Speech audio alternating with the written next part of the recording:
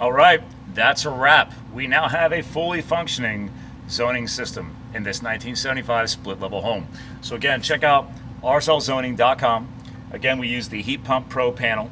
I'm using this setup with 3 zones. Again, my upper level, the secondary level about a half level down, the bedroom level, split level, and then the finished basement is zone 3. So zone 1, zone 2, zone 3. We're running Wi-Fi stats as our single sensing points on the first and second level, and then so we didn't have to run thermostat wire all the way down to the finished basement. We ran this new wireless platform from Pro One. That's the wireless module. It's just talking to the thermostat in the basement, running on batteries. Very, very easy retrofit. Again, Arzel Zoning owns the retrofit market.